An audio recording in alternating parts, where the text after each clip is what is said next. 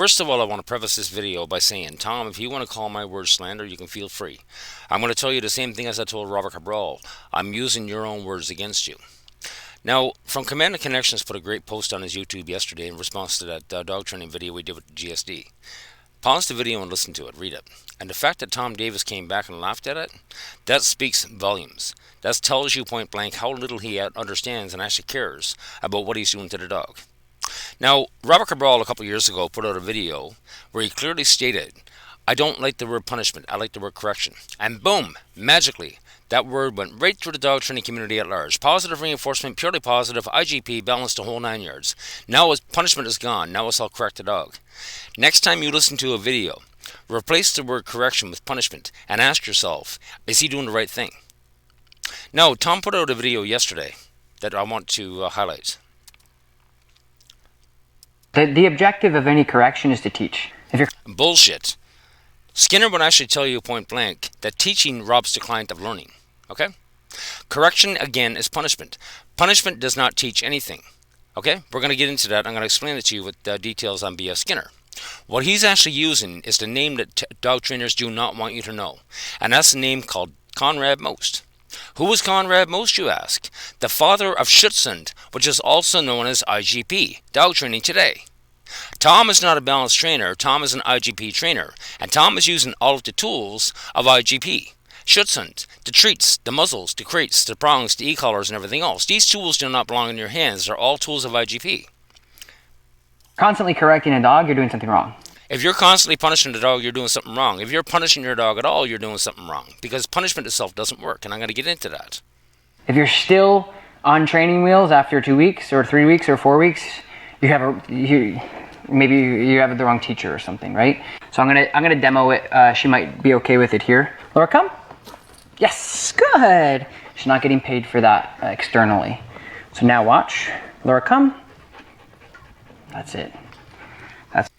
You see, what they're doing right now is punishing the dog and rewarding punishment. Okay? But yet it's declaring this a behavior modification. Now, let's get into Conrad Most. And who is he?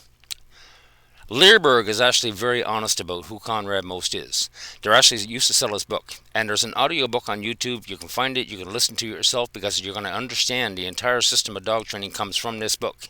The Quadrants of Dog Training. Ivan Manavalov, Robert Cabral will sit live on camera and they will tell you point blank that the Quadrants of Dog Training are created by B.F. Skinner. But yet they preach Conrad Most. That's the problem. The real Quadrants of Dog Training are not from B.F. Skinner, they're from Conrad Most. They're actually primary and secondary inducements, primary, secondary, inducive compulsions. There's a reason why balanced dog training is also known as compulsion-based dog training, and it's in this book. When Robert Cabral sits there on camera and says that dog training absolutely, discomfort absolutely belongs in dog training, that is not B.F. Skinner, that is Conrad Most, it's straight out of this book. They don't want you to know this name, that's why they're blaming B.F. Skinner. Let's understand this.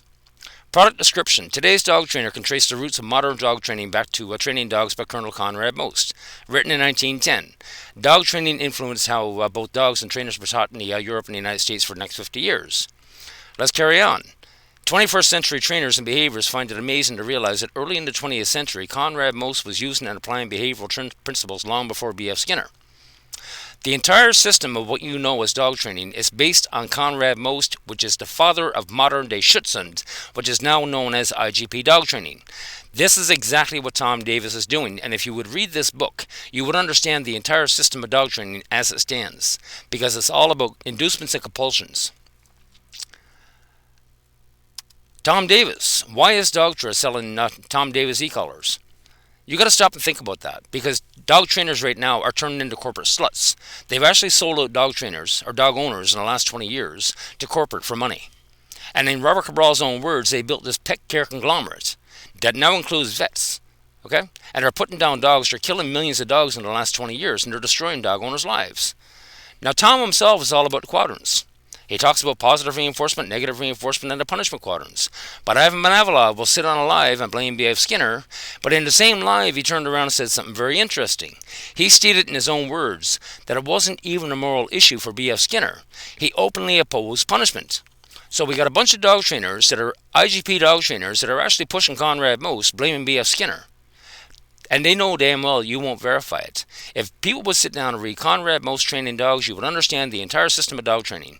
And if you would sit down and read B.F. Skinner about behaviorism, you would understand that the entire dog training system is a crock of shit. Okay? That's the reality. Let's get into B.F. Skinner himself. Punishment, what Tom calls correction, is easily confused with negative reinforcement, sometimes called aversive control. The same stimuli are used. Negative reinforcement might be defined as punishment for not behaving, but punishment is designed to remove a behavior from a repertoire. So when you hear the word correction, it's actually punishment, and they're trying to remove a behavior from a repertoire.